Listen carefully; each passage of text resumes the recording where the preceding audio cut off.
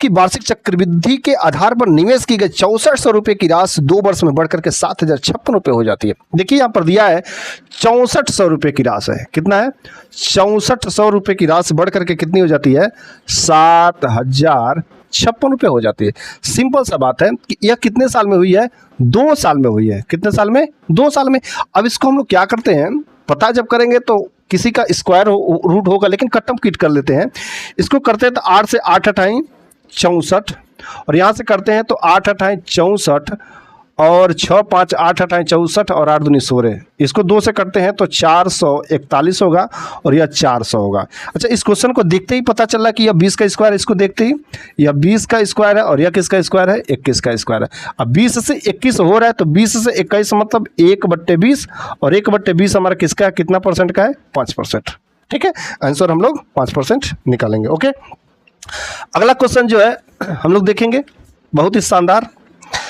दूसरा क्वेश्चन जो है ए और बी, इस क्वेश्चन को हम लोग विद इन टाइम कर सकते हैं। ध्यान से देखिएगा, जो आपके सामने ए और बी की वर्तमान आय का अनुपात 8 संबंधित 15 है। ठीक है, 8:15 है। अब से 4 वर्ष बाद उनकी आय का अनुपात 9:16 है। अब से 8 वर्ष बाद उनकी आय का योग क्या होगा। अच्छा, इसको क्वेश्चन को पढ़ने से ही पता चला कि अगर एक में 8 वर्ष बाद होगा तो 2 में 8 और 16 वर्ष बाद होगा। और जो ऑप्शन दिया है हम लोग ऑप्शन से ही इसको सॉल्व करेंगे। 116 दिया है, 108 दिया है, 100 है और 98 है। ठीक है, अच्छा रेशियो कितना दिया है, वर्तमान आय का 8:15 का रेशियो दिया है। अच्छा, 8 वर्ष बाद कह रहा है कि यदि ये जो है ना 8 वर्ष बाद उनका योग पूछा, ये जो भी दिया है कि 8 वर्ष बाद जो है दोनों का योग ही दिया है। यदि 8 वर्ष मतलब 16 इसमें से घटा करके जो भी फैक्टर होगा हमारा 15 8 23 का मल्टीपल ही होगा। यदि इसमें से हम 16 घटाएं तो हमारा कितना आएगा 100 आएगा। क्या 23 से कटेगा, नहीं कटेगा। इसमें यदि हम लोग 16 घटाते हैं तो हमारा 92 होगा और 92 जो कि 23 चौको 92 23 का कट जाएगा, तो यही हमारा आंसर होगा। बाकी हम लोग को उससे मेथड से करना चाहे तो भी कर सकते हैं। अब देखो यहाँ पर दिया है 8:15 दिया है। ठीक है, 4 वर्ष बाद 9:16 हो जा रहा है। कितना में 8 7 15 9 7 16 गैप। ठीक है, एक का वैल्यू कितना दिया 4 वर्ष बाद, तो 4 ईयर हो गया। तो यहाँ पर जो है प्रेजेंट आय कितना हो गया, प्रेजेंट 15 चौको 60 और यहाँ पर 8 चौको 32, 60 30 90 2 92 और 8 वर्ष बाद इसमें 16 जोड़ देंगे तो 6 2 8 और 9 1 10। ऐसे भी हम लोग कर सकते हैं, लेकिन हमको एग्जाम हॉल में तुरंत कौन सा दिमाग कौन सा यूज करना चाहिए वो चीज़ हम लोगों को ज़्यादा बेहतर होता है। ठीक है, अगला क्वेश्चन है त्रिभुज ABC में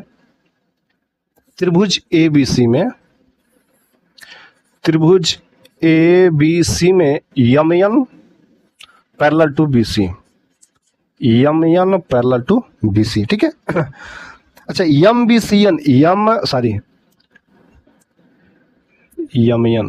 मैं क्या लिख रहा हूँ, यमयन पैरेलल टू BC।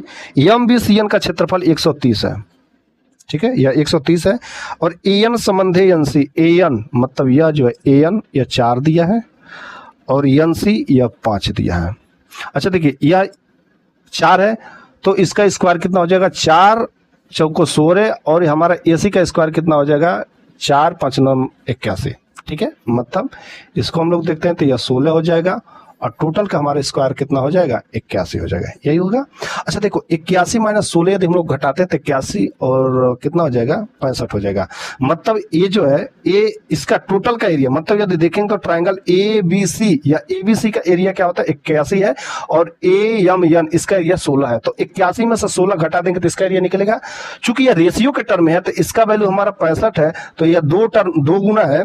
तो पूछ क्या रहा है त्रिभुज यमयन, इसका पूछ रहा था YAN, तो इसका भी 2 गुना कर देंगे तो 16 दूना 32। ठीक है, बातें समझ आई।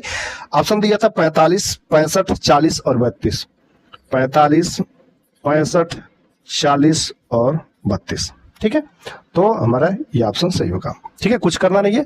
4 चौका 16 और इसको 4 5 9 81 है, तो 81 में से 16 घटाए तो हमारा 32 है। चूंकि 32 हमारा 81 माइनस 16 65 है, चूंकि 65 हमारा इसका स्क्वायर है तो इसके रेशियो के टर्म है तब 2 गुना है, तो यह भी 2 गुना हो जाएगा।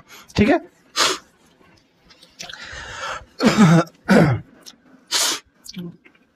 चौथा, एक व्यक्ति अपनी कार को 24 किलोमीटर की दूरी तक 48 किलोमीटर पर आवर की गति से चलता है। 24 किलोमीटर की दूरी 48 किलोमीटर पर आवर की गति से चलता है और अगले 1.5 घंटे तक वह 80 किलोमीटर की गति से चलता है।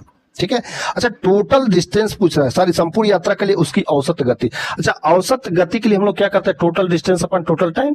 अच्छा, टोटल डिस्टेंस हमारा कितना ट्रेवल किया है, 24 किलोमीटर, और 1.5 घंटा तक 80 किलोमीटर। तो 1.5 घंटा तक 80 किलोमीटर चलेगा तो 80 किलोमीटर की स्पीड से, तो 80 और 1.5 में क्या करेंगे, 80 40 120, ठीक है, इसको हम लोग करेंगे। और टोटल टाइम यदि हम लोग देखते हैं, अच्छा देखो 24 किलोमीटर है, 24 किलोमीटर की दूरी जो है 48 किलोमीटर पर आवर से गया है, तो 24 दूनी 48 मतलब आधा घंटा लगा है।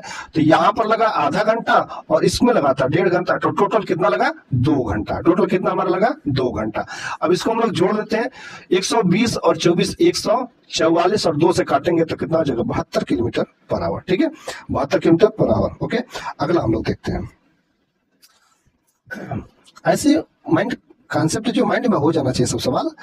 एक व्यक्ति ने 2 रेडियो प्रत्येक 2000 में बेचा, मतलब एसपी सेम है, एक पर उसे 16% का लाभ होता है और दूसरे पर उसे 16% की हानि होती है, तो पूरे लेन देन में उसकी लाभ या हानि प्रतिशत क्या होगा। सिंपल सी बात है, एक पर जब एसपी सेम रहता है, जब एसपी सेम रहता है और लाभ या हानि होता है, तो हम लोग ऐसे केस में क्या करते हैं, 16 का लाभ हुआ और 16 का नुकसान हुआ, ठीक है।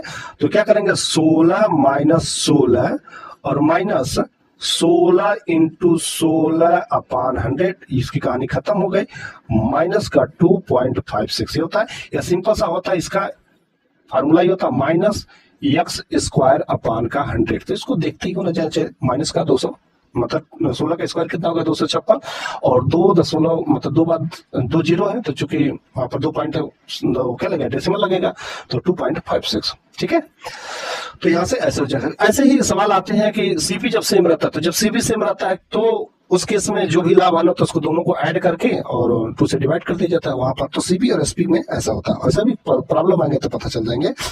18 मीटर ऊंचे प्लेटफॉर्म के शीर्ष से, ये देखो हाइट एंड डिस्टेंस का, 18 मीटर ऊंचे एक प्लेटफॉर्म के शीर्ष से टावर के शीर्ष का उन्नयन कोण, 18 मीटर ऊंचा एक प्लेटफॉर्म है, ठीक है, और एक टावर है। इस टावर का शीर्ष से कितना बन रहा है, 30 डिग्री का कोण बन रहा है। कितना बन रहा है, 30 डिग्री का बन रहा है, और यह 18 मीटर हाइट है, यह भी 18 मीटर हो गया, ठीक है। और यह इसका डिस्टेंस दिया 75√3। अब देखो यह 30 है, और हमको पता है कि चूंकि इसका वैल्यू 1 होता है और यह √3 की वैल्यू है, और √3 की वैल्यू 75√3 है, तो एक की वैल्यू हमारा 75 होगा, तो यह हो गया 75। और टोटल पूछ रहा है टावर की ऊंचाई, तो यही दोनों ऐड कर देंगे तो 75 + 85 8 93 मीटर, ठीक है। खटाक से तुरंत हो गया, कोई बात नहीं है। अगला क्वेश्चन हम लोग देखते हैं। 7वां, एक कमरे की लंबाई, चौड़ाई और ऊंचाई 21 मीटर, 12 मीटर और 16 मीटर है। कमरे में रखी जाने वाली सबसे बड़ी राड की, जैसे कमरे में रखी जाने वाली सबसे बड़ी राड, इसका मतलब क्या पूछ रहा है, डायगोनल पूछ रहा है।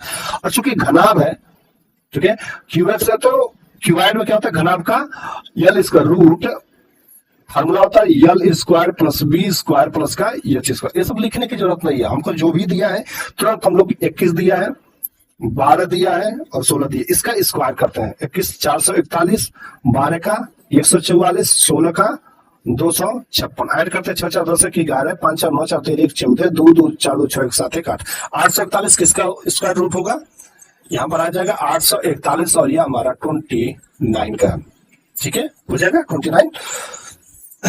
ओके, हम लोग अगला करते हैं।